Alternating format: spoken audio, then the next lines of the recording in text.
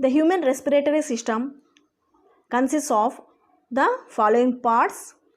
You please look at the chart, human respiratory system chart. Okay. So the first part is the external nostrils. These are one pair. The air enters into the external nostrils, from there into the next part, that is the nasal chamber or the nasal cavity. So this nasal chamber or the nasal cavity consists of three regions. The first region is the vestibular region, where the hairs and the mucous glands will produce the mucus, and the dust particles which are present are trapped by these small hairs, and the pure air without dust will enters into the next part, that is the respiratory part. The next part, that is the respiratory part, will maintains the temperature. So the air outside air is the temperature of the outside air is made equal to the body temperature. Okay. So the next part is the olfactory part. So these are the three parts present in the nasal cavity. That is, one is the vestibular part, next is the respiratory part, another one is the olfactory part. So in the olfactory part, the pure air will enters into the olfactory part. So from the olfactory part, the air will enters into the next region or the next part, that is the pharyngeal region, pharynx. Okay. So the pharynx is of consists of two parts, that is the nasopharynx and oropharynx. You have already studied about the oropharynx while I am teaching the digestive system in the man. The food will enters into the oropharynx. At the time, the nasopharynx is closed by the flap-like structure, that is the epiglottis. Okay. So you cannot take the food as well as the air at a time from the pharynx. Okay.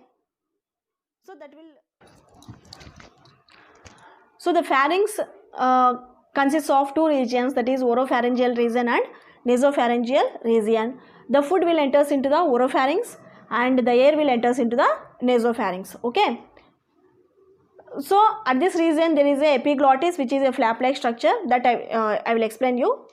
Next, the air will enters into the next part, that is the laryngeal region, which is called as voice box. So the air will produce the vibrations of the vocal cords, so that it will produce the sound. It is called as sound box. Okay. You please look at the pictures carefully so that you can understand easily. Okay. At this region, at the laryngeal region, there are 9 types of cartilages present. There are paired cartilages and unpaired cartilages. Okay. They are thyroid, cricoid, arytenoids, and carniculate. Okay. Epiglottis, which is just now I told you about the flap-like, leaf-like structure. Next, cuneiform cartilage. So these are the 9 cartilages present at the larynx region. Okay. Next, the thyroid and arytenoid cartilages are connected. Both are connected by the vocal cords. Okay. That is the vocal cords will produce the sound when the air will enters into the larynx region. Okay. Next, here you will come to know about the term, that is Adam's apple. What is Adam's apple? It is a 2 marks question, important for the 2 marks question and 1 mark question. So Adam's apple is present at the mid ventral part of the thyroid cartilage. Thyroid cartilage. So Adam's apple is seen very well in the case of males. Okay, you look at the picture. Okay. Next, one more thing is, these vocal cords will produce more sound in the case of the females, because the vocal cords are very thin and short, small, whereas in the case of the males they are very larger in size and thicker, so produces low pitch voice. Okay, so this is about the vocal cords and the air next will enters into the next part, that is the trachea, which is commonly called as windpipe, which is a long tube-like structure supported by the C-shaped cartilaginous rings. Okay, so the air will enters into the trachea. So the trachea now divides into two branches called as bronchus. These two branches will enters into each lung. Lungs are the respiratory organs, right? So each lung is made up of outer membrane and inner membrane. They are the plural membranes. Between these membranes there is a fluid, okay, that is pulmonary fluid, which helps the lungs from the preventing from the desiccations. Okay, so now these lungs, one pair of lungs, they are present and they are protected by the ribs, sternum and vertebral column, and from the lower side by the diaphragm. So these four bones will help the lungs to keep in a particular position in the thoracic region. Okay, now the bronchus, each bronchus from the trachea will enters into the lungs.